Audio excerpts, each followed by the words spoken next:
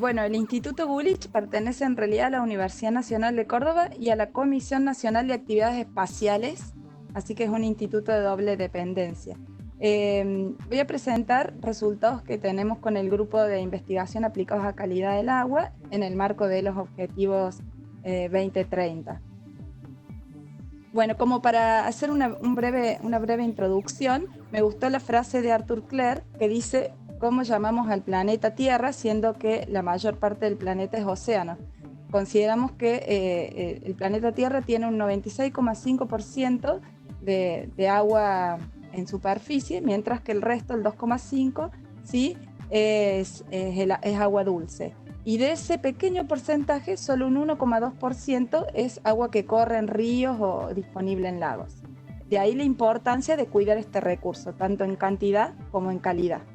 Y bueno, como para también siguiendo con la introducción, las principales problemáticas asociadas a este recurso tienen que ver con la contaminación, que puede ser antrópica o a veces natural, como en el caso del arsénico, ¿sí? Entonces, contaminación por metales pesados, contaminantes emergentes como las hormonas que llegan a los cuerpos de agua, los medicamentos, plásticos, materia orgánica, contaminación de aguas costeras, como por ejemplo derrames de petróleo, microplásticos, etcétera. También en los acuíferos, y otras de las problemáticas que son importantes es la proliferación masiva de algas, que muchas veces producen toxinas.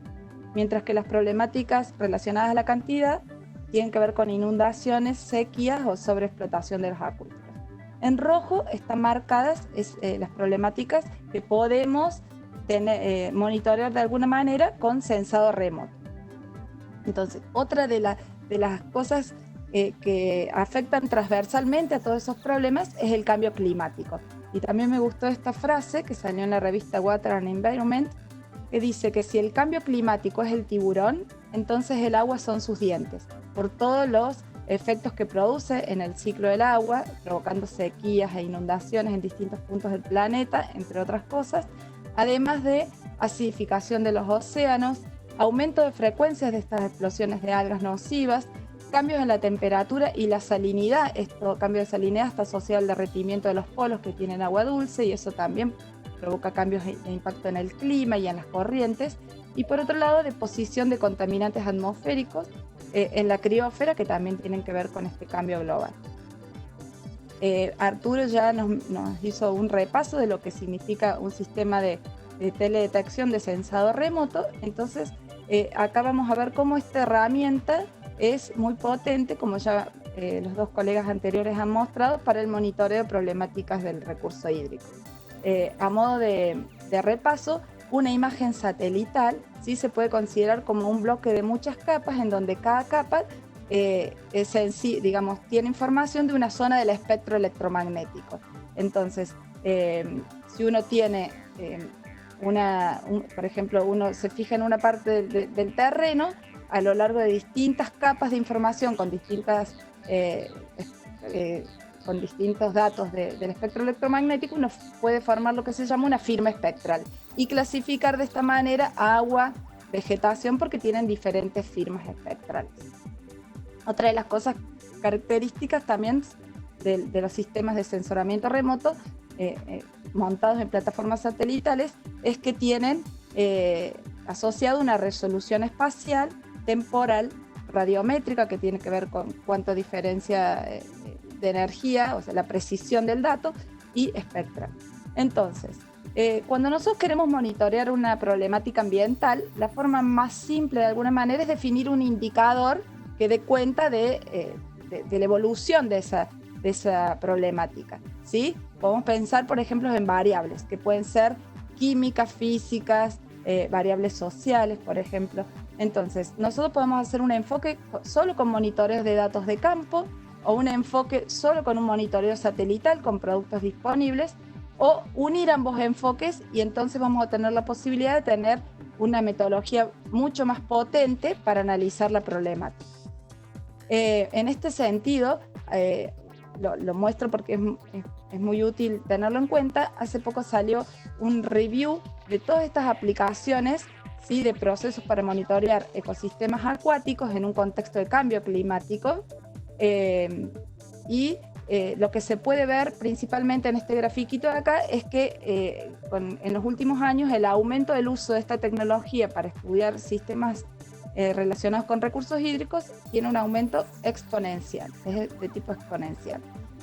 Otra de las cosas que también se vieron en este review es que al principio aparecían palabras claves como modelo, humedad del suelo, temperatura, escorrentía, pero en los últimos 5 años ya se están incluyendo fenómenos mucho más complejos como evapotranspiración, el nombre de cuenca, etc. Y a la vez la concurrencia de muchísimas disciplinas, no solamente las ciencias ambientales o la ingeniería civil o la física, sino también las ciencias sociales, la geología, entre otros.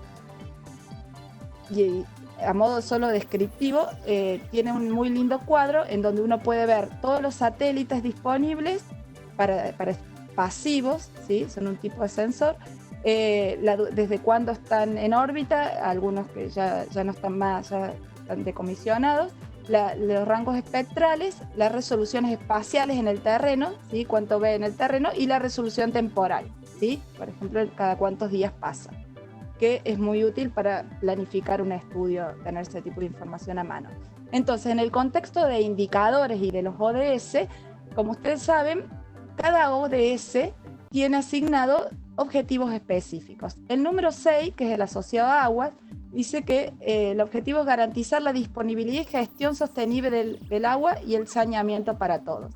En este marco hemos elegido 3 para mostrar casos de aplicación. 3 indicadores. Por ejemplo, un indicador a evaluar es proporción de masas de aguas de buena calidad ambiental, nivel de estrés hídrico, extracción de agua dulce en proporción a los recursos de agua dulce disponibles, cambio en la extensión de ecosistemas con el tiempo. Hay, por ejemplo, en el objetivo de acción por el clima, otra de las cosas interesantes es cuántas personas, o sea, cuántas muertes y desaparecidas hay afectadas por desastres naturales, y proporción de gobiernos locales que adoptan medidas y estrategias de mitigación. Esto lo marco porque vamos a mostrar algunos casos particulares. Entonces, en este seminario vamos a mostrar un caso, ¿sí? que responde al indicador específico 661, ¿sí? que es monitoreo de un sitio Ramsar, son sitios humedales protegidos, mediante la aplicación de un índice simple espectral. Otro caso que vamos a ver es el monitoreo de la eutroficación y la ocurrencia de explosiones algales en reservorios que proveen agua dulce a poblaciones de alta densidad, como es la ciudad de Córdoba, del que se abastecen 1 millón de personas.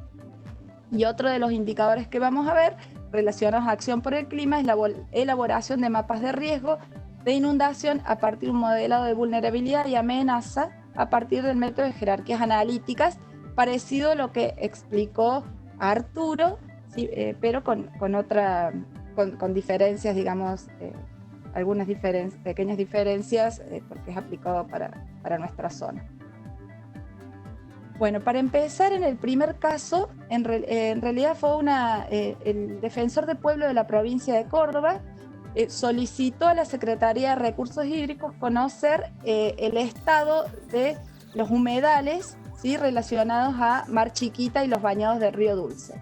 ¿Sí? Esta laguna actualmente conforma un parque nacional, pero ya estaba declarado sitio Ramsar desde 1994 y es de gran importancia para los sistemas, digamos, los ecosistemas naturales y también para las personas que habitan, ¿sí? En las ciudades de la ribera de esta laguna.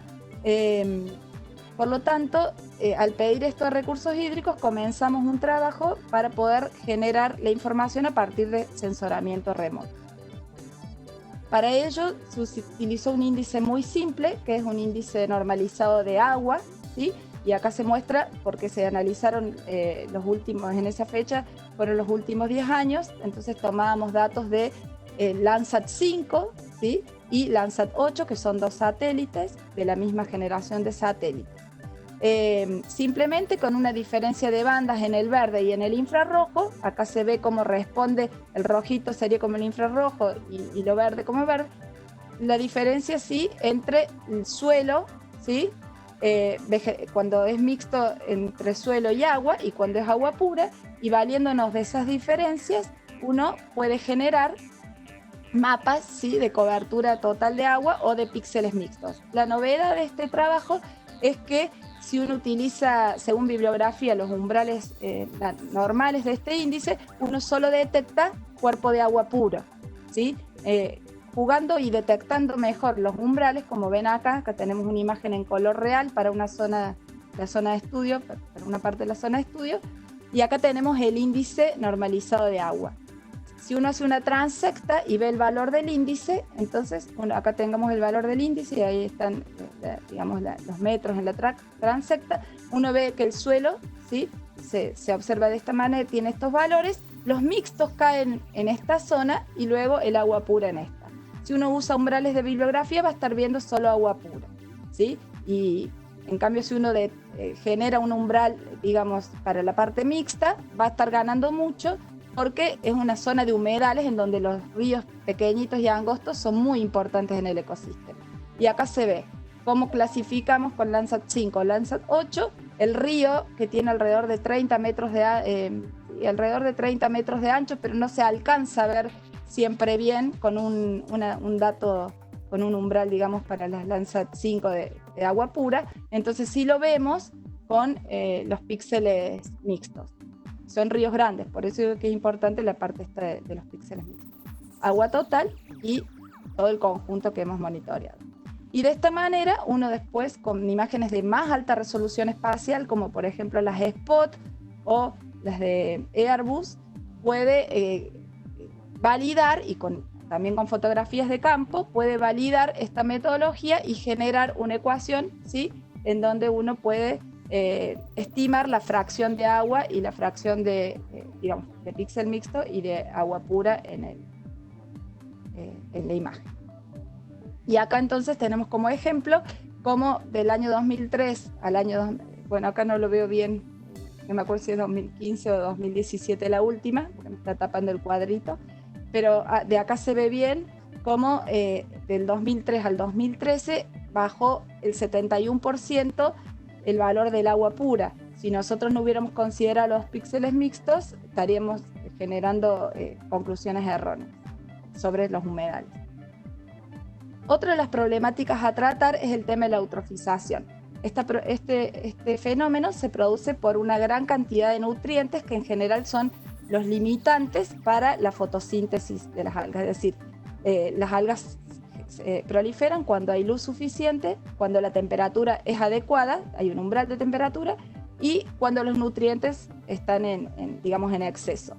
El nutriente es el limitante, fósforo y nitrógeno. Cuando estos están cuando no tienen límite, por ejemplo por volcamientos antrópicos, las algas tampoco tienen límite de crecimiento, crecen muchísimo, agotan, generan materia orgánica que cuando se va al fondo, las bacterias al degradarla consumen oxígeno, degradan oxígeno y pueden generar mortandades masivas de peces, entre otras cosas. Para esto, generalmente se realizan mediciones de campo en casi todos los cuerpos de agua del mundo, que están gestionados, pero los datos tienen un altísimo costo de laboratorio, se necesita embarcación, trasladar personal, etc. La posibilidad de hacer un monitoreo satelital entonces es una excelente alternativa. Ahora vamos a mostrar un ejemplo aplicado al embalse San Roque, que queda cerca de la ciudad de Córdoba, ¿sí?, que es esta, en donde viven casi 2 millones de habitantes. Y un 70% de la población consume agua de este embalse. ¿Qué pregunta nos interesaba a nosotros y en realidad a la Secretaría de Recursos Hídricos de la provincia contestar mediante las mediciones de campos y sistemas satelitales? Por un lado, evaluar si un sistema de aireación artificial que pusieron para mitigar el efecto de las algas andaba bien. Por otro lado, monitorear la calidad y detectar las fuentes de contaminación, si vienen por los ríos o si hay volcamiento. Por otro lado, detectar floraciones algales y ver si son algas nocivas o no. Por último, lo óptimo sería generar modelos predictivos, anticiparse a estas explosiones algales. Este es el sistema de aireación artificial. Perdón, te interrumpo, Anabela. Te quedan 5 minutos para que tengas en cuenta el manejo del tiempo. Claro.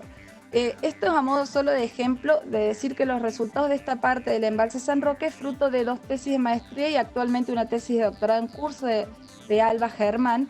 Y lo pongo porque es parte de la estrategia de nuestro instituto, unir demandas de la sociedad, en este caso la Secretaría de Recursos Hídricos, con tesis de maestría, ¿sí? O de doctorado también en este caso.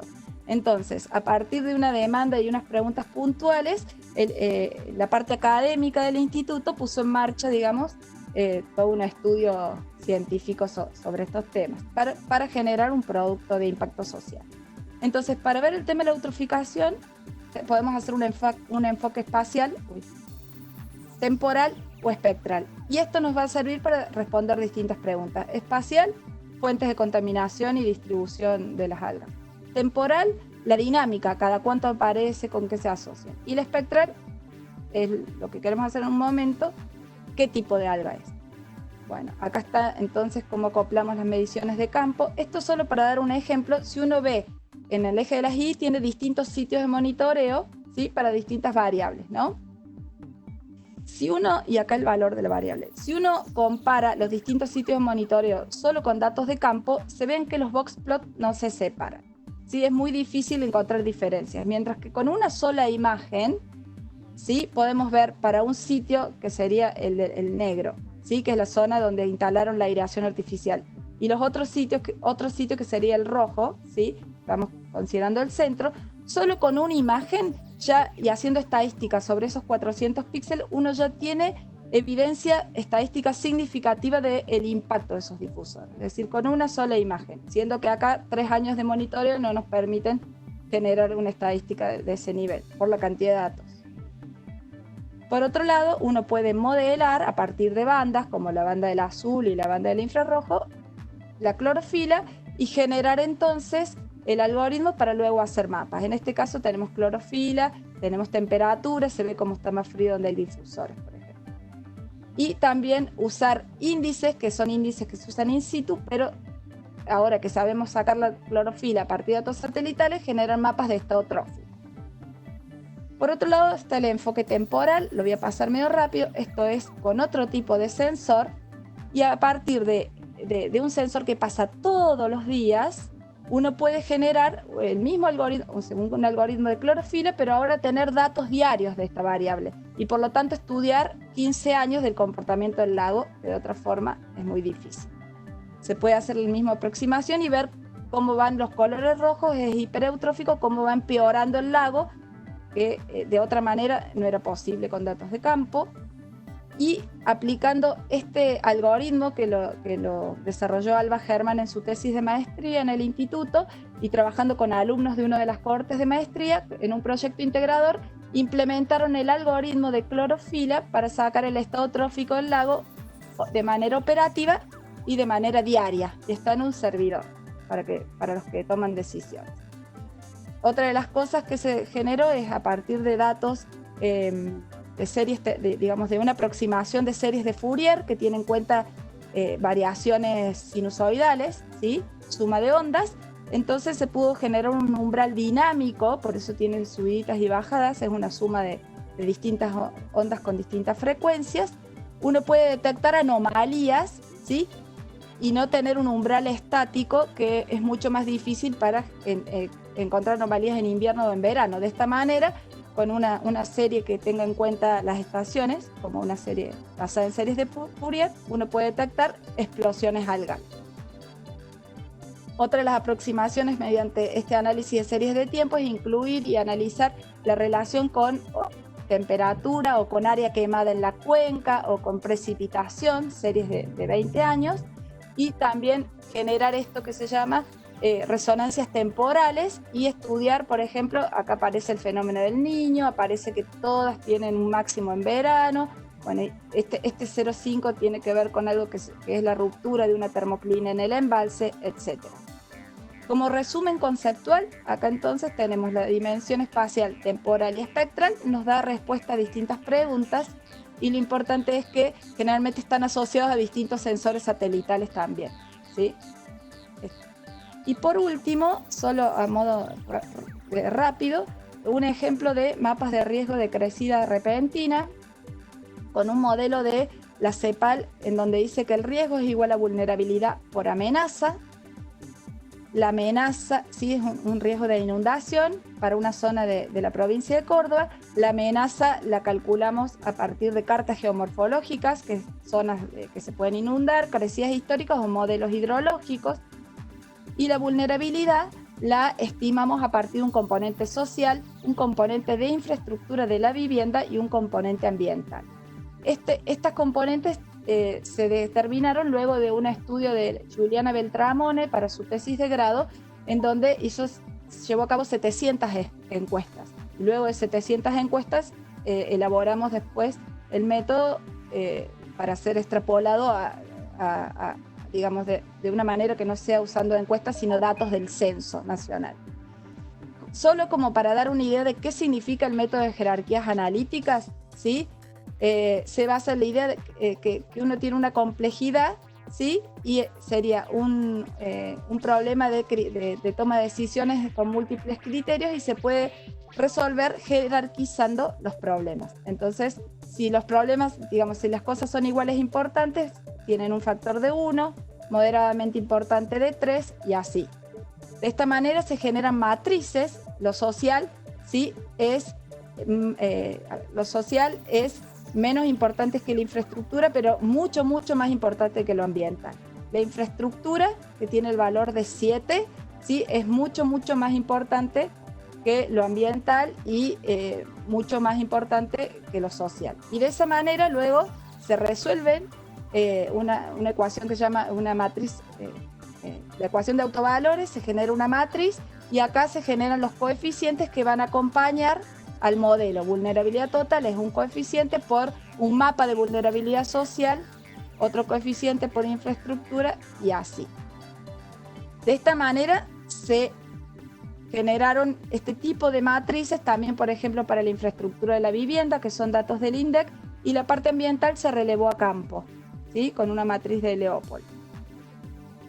Finalmente uno obtiene diferentes mapas, ¿sí? Social, ambiental, la infraestructura, ¿sí? Y por otro lado tiene el mapa de amenaza, entonces uno con la vulnerabilidad total y la amenaza, el producto me da el mapa de riesgo. Y de esa forma, digamos, los lugares donde tienen el color más alto es donde tengo más alta vulnerabilidad. Más alto riesgo en realidad, que es un producto de ambas cosas. Y por último, la conclusión es que la tecnología satelital y el uso de los SIG representan un cambio de paradigma en la gestión de los recursos naturales, ya que permiten su monitoreo con una alta resolución temporal, espacial y espectral, ¿sí? Además, permiten integrar información socioeconómica que es relevante para realizar una planificación justa. Entonces, nunca perder de vista que es tan importante como el medio ambiente sano, la equidad social. Esta problemática del agua es transversal a todos estos objetivos que estamos viendo ahí y además esta imagen resume un poco la idea de que a mayor pobreza, mayor vulnerabilidad, ¿sí? Mayor riesgo.